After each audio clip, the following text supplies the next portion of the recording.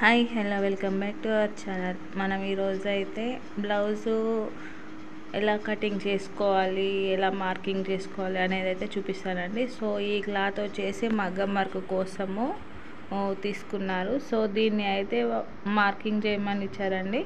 So మనం నార్మల్గా అయితే బ్లౌజ్ యొక్క క్లాత్ నెక్ ఎటు సైడ్ పెట్టుకోవాలి, హ్యాండ్స్ ఎటు సైడ్ పెట్టుకోవాలి అనేది అయితే చాలా వరకు అయితే డౌట్ ఉంటుందండి. సో మనకి ఇలా కటింగ్ ఉన్న సైడ్ వచ్చేసి నెక్ అనేది పెట్టుకోవాలి. బొద్దులు ఉంటాయి కదండి, సో ఆ బొద్దు ఉన్నదేమో ఆపోజిట్ ఇట్లా ఫోల్డింగ్ వైపు ఉంచుకోవాలి. అటు సైడ్ వచ్చేసి హ్యాండ్స్ అయితే పెట్టేసుకోవాలండి. సో బొద్దు ఉన్నది మనకి ఆపోజిట్ ఉండాలి. సో ఇలా కటింగ్ ఉన్న సైడ్ వచ్చేసి మన సైడ్ అంటే మనకి నెక్ సైడ్ ఉండాలి, ఫోల్డింగ్ అనేది మన వైపు ఉంచుకోవాలండి.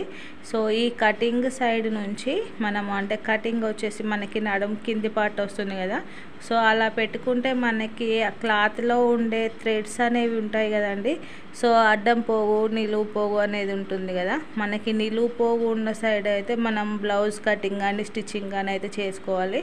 సో అడ్డం పోగు ఉండేది అంటే మనం స్టిచ్చింగ్ చేసేటప్పుడు మాటికి అదైతే సూదికి అనేది అడ్డం పడి క్లాత్ అనేది కొంచెం పగిలినట్టు అయితే అవుతుందండి.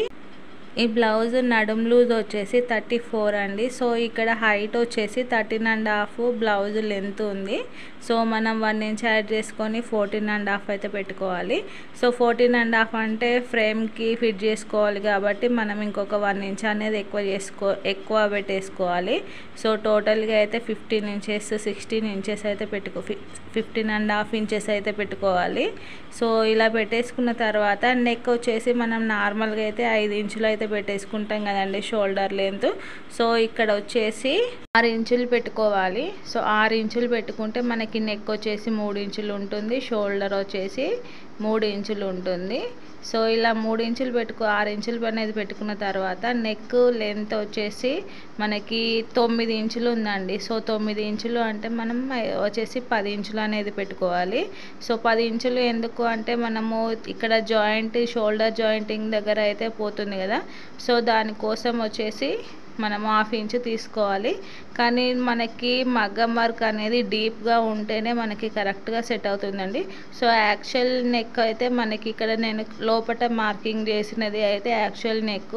సో మనకి ఇక్కడ బయట ఉన్నది వచ్చేసి మనకి వర్క్ చేసుకోవడానికి అయితే ఇలా ఒక 1/2 ఇంచ్ అనేది కానీ 1 ఇంచ్ అనేది ఎక్కువగా తీసుకోవాలండి. సో మనకి స్టిచ్చింగ్ చేసేవారికి క్లాత్ అనేది అడ్జస్ట్ అవ్వదు. సో అందుకే మనకి వర్క్ చేసే బ్లౌజ్లకి వచ్చేసి నెక్ అనేది చాలా డీప్గా అయితే ఉంటుందండి.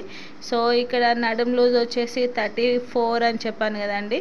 సో 34 అంటే మనకి ఇలా అయితే వచ్చింది. సో ఇక్కడికి ఇంతవరకు మనం అయితే నెక్ వర్క్ చేసుకోవచ్చు. అలాగే ఇక్కడ నడుం లూజ్ అనేది ఉంది కదా, సో అక్కడి వరకు మనము వర్క్ అనేది చేసుకుంటే పర్ఫెక్ట్గా అయితే వస్తుందండి. సో ఎలాంటి డిజైన్ అయినా కూడా ఈ మెజర్మెంట్స్ అంటే మనకి ఈ నెక్ మెజర్మెంట్స్తో అయితే మనకి ఈజీగా వర్క్ అనేది చేసుకోవచ్చు. సో మగ్గం వర్క్ చేసే వాళ్ళకి కొంతమందికి వాళ్ళు ప్రింటింగ్కి కానీ ఇచ్చుకుంటారు, లేదు అంటే ఇలా టైలర్స్ దగ్గరికి వచ్చేసి అక్క మాకు నెక్ గీయడం రాదు, నెక్ గీసివ్వరా అని కూడా అడుగుతారు. సో అందుకోసం వచ్చేసి వాళ్ళకి కూడా మనం గీసి ఇవ్వాలి కాబట్టి సో ఇలా అయితే ట్రై చేయండి. సో మనము నార్మల్గా 5 ఇంచులు పెట్టేసి 5 ఇంచులతోనే వర్క్కు వాళ్ళకి గీసిచ్చామనుకోండి, సో అది నెక్ విడ్త్ అనేది చాలా తక్కువ అయిపోతుందండి. సో మనకి ఆ బ్లౌజ్ అనేది కరెక్ట్గా సెట్ అవ్వదు. లైనింగ్ అనేది కరెక్ట్ మెజర్మెంట్స్తో కటింగ్ చేసుకోవాలండి. సో ఇది మెయిన్ క్లాత్ కాబట్టి మనం వర్క్ చేసిన తర్వాత మళ్ళీ లైనింగ్ను బేస్ చేసుకొని దీన్ని అయితే కటింగ్ చేసుకుంటాము. సో ఇక్కడ ఫ్రంట్ వచ్చేసి మనకి ఇలా 3 ఇంచెస్ ఆల్రెడీ ఇక్కడ నెక్ అనేది తీసాం కదా, సో ఇక్కడ 3 ఇంచెస్ షోల్డర్ పెట్టేసుకోవాలండి. షోల్డర్ పెట్టేసుకొని ఫ్రంట్ నెక్ వచ్చేసి 9 ఇంచెస్ ఉంది. 9 ఇంచెస్ అంటే ఇలా స్ట్రైట్గా 7 ఇంచెస్ పెట్టుకొని సైడ్కి ఒక 2 ఇంచెస్ రౌండ్ అనేది తీసుకుంటే 9 ఇంచెస్ వస్తుంది. అలాగే ఇక్కడ హార్న్ రౌండ్ కోసం వచ్చేసి సో ఇక్కడ మనకి జస్ట్ వర్క్ చేసుకోవడానికి అడిగారు కాబట్టి నేను జస్ట్ రఫ్గా అయితే మార్కింగ్ అయితే చేస్తున్నానండి. సో ఇక్కడ వరకు అయితే 9 వచ్చింది. 9 వస్తే మనకి షోల్డర్ దగ్గర హాఫ్ ఇంచ్ అయితే జాయింటింగ్ పోతుంది. జాయింటింగ్ పోయిన తర్వాత మనకి వర్క్ చేసుకోవడానికి అయితే ఇది సరిపోతుందండి. సో మనకి బ్యాక్ పార్ట్ షోల్డర్కి దగ్గరగానే ఫ్రంట్ పార్ట్ వేసుకోవాలి. సో మాకు ఇంకా క్లాత్ ఉంది కదా అని సైడ్కి జరిపి ఫ్రంట్ పార్ట్ అయితే మార్కింగ్ చేసుకున్నాం అనుకోండి, మనకి స్టిచ్చింగ్ చేసేటప్పుడు టోటల్గా జాయింట్స్ అయితే వస్తాయి. అలాగే హ్యాండ్స్ కోసం వచ్చేసి కంపల్సరీగా 4 ఫోల్డింగ్స్ అనేది చేసుకోవాలి. ఇలా 4 ఫోల్డింగ్స్ అనేది చేసుకున్న తర్వాత మనకి షార్ట్ హ్యాండ్ కానీ లాంగ్ హ్యాండ్ కానీ ఏదైనా పర్లేదండి. సో కంపల్సరీగా ఇలా 4 ఫోల్డింగ్స్ వేసుకొని కింద అయితే ఒక 1 ఇంచ్ అనేది వదిలేయాలి.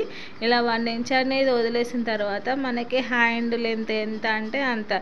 సో నేనైతే ఇక్కడ 10 ఇంచెస్ లాంగ్ హ్యాండ్స్ అయితే పెట్టాను. సో అలాగే షోల్డర్ డౌన్ వచ్చేసి 3 ఇంచెస్ పెట్టానండి.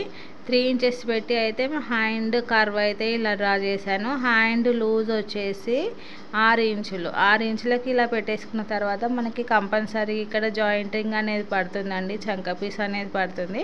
సో ఇలా 4 ఫోల్డింగ్స్ అనేది వేసుకున్నాం అనుకోండి, మనకి 2 హ్యాండ్స్కి అయితే చంక పీసులు పడతాయి, కానీ కరెక్ట్గా అయితే వర్క్ అనేది కరెక్ట్గా అయితే వస్తుందండి. సో ఈ మెథడ్లో ఒకసారి ట్రై చేసి చూడండి. మీరు వర్క్ చేసుకున్నా కూడా, లేదంటే ఒకవేళ మిమ్మల్ని ఎవరైనా అడిగినా కూడా మీరైతే ఇలా మార్కింగ్ చేసి ఇవ్వండి. సో చాలా నీట్గా పర్ఫెక్ట్గా అయితే వస్తుంది. సో మనకి షోల్డర్ అనేది 5 ఇంచులు పెట్టుకున్నప్పుడు, నార్మల్ స్టిచ్చింగ్ చేసే బ్లౌజ్లకి 5 ఇంచులు పెట్టుకున్నప్పుడు ఇక్కడైతే 6 ఇంచులు అనేది పెట్టుకున్నాం అనుకోండి, పర్ఫెక్ట్గా అయితే సెట్ అవుతుంది. సో 5 ఇంచులు పెట్టుకున్నాం అనుకోండి, బ్లౌజ్ అయితే పాడైపోతుంది. వాళ్ళు చేసిన వర్క్ కూడా చాలా వేస్ట్ అయిపోతుంది. సో ఇక్కడ మగ్గం స్టాండ్కైనా ఫిట్ చేసుకోవచ్చు, లేదు అంటే ఇలా మనకి ఫ్రేమ్స్ అనేవి ఉంటాయి కదా, సో ఇలా పెద్ద రింగ్స్కి కానీ సెట్టింగ్ అయితే చేసుకోవచ్చు. నేను ఇక్కడ సెట్టింగ్ చేసి కూడా చూపిస్తున్నానండి. సో ఇక్కడ కింద అయితే మనకి రౌండ్గా ఉన్న రింగ్ అయితే పెట్టేసుకోవాలి. పైన ఇలా అడ్జస్ట్మెంట్ అనేది ఉంటుంది కదా, ఆ రింగ్ అయితే పెట్టేసుకోవాలండి. సో నేను ఇక్కడ చాక్ పీస్తో అయితే గీసాను. నాకైతే ఇక్కడ కరెక్ట్గా లైన్ మార్జిన్ అనేది కనిపిస్తుందండి. సో మీరు మళ్ళీ ఒకసారి అంటే 2 సైడ్స్ 1 సైడ్ మార్కింగ్ చేసుకొని 1 సైడ్ ప్రెస్ చేసుకుంటే మనకి మార్కింగ్ అనేది వస్తుంది కదా. సో స్టిచ్చింగ్ చేసుకునేటప్పుడు కరెక్ట్గా మళ్ళీ ఒకసారి చిన్నగా మార్కింగ్ చేసుకుంటే ఈజీగా అయితే ఉంటుంది స్టిచ్చింగ్ చేసుకోవడానికి. సో ఇలా క్లాత్ అనేది టైట్గా సెట్ చేసుకొని మనం ఇక్కడ స్క్రూ అనేది టైట్ చేసుకోవాలి. సో చూసారు కదా, ఇక్కడ కడ్డీ వర్క్ వేయడానికి వచ్చేసి గ్లూ అండ్ నేను మన పైపింగ్ చేసుకునే సన్నం థ్రెడ్ అనేది ఉంటుంది కదా, సో ఆ థ్రెడ్ని వచ్చేసి ఇలా పేస్ట్ అయితే చేస్తున్నానండి. సో ఇక్కడ నేను ఇంతకుముందు నెక్కి 2 లైన్స్ అనేది తీసాను కదా, సో లోపల ఉన్న లైన్కి స్టిచ్చింగ్ చేసుకోకూడదండి, బయటికి ఉన్న లైన్కి అయితే మనం ఇలా పేస్టింగ్ అనేది చేసుకోవాలి. సో కటింగ్ చేసుకునేటప్పుడు అయితే మనకి లోపల ఉన్న లైన్ వరకు అయితే వస్తుంది. సో ఇక్కడ చూసారు కదా, నేనైతే ఇది వేరే తను అయితే నన్ను మార్కింగ్ చేసి ఇమ్మంది. సో నా వీడియోకి కొంచెం ఏమైనా యూజ్ అవుతుంది అనేసి అయితే నేనే పేస్ట్ చేస్తున్నానండి. సో ఇది అంతా అయిపోయిన తర్వాత మళ్ళీ తను తీసుకెళ్ళి స్టిచ్చింగ్ అయితే చేసుకుంటుంది. సో అప్పుడప్పుడు కొత్తగా స్టిచ్చింగ్ చేసే వాళ్ళు కానీ, లేదు అంటే కొంచెం కన్ఫ్యూజ్ అయినప్పుడు మాత్రము టైలర్స్ దగ్గరికి అయితే వస్తారండి. సో ఇలా ఎక్కువ వరకు అయితే ప్రింటింగ్కి ఇచ్చుకుంటారు. సో ప్రింటింగ్ డిజైన్ అనేది ఎక్కువ లేను అప్పుడు వాళ్ళే అయితే ఇలా మార్కింగ్ చేసుకుంటారు కదండి.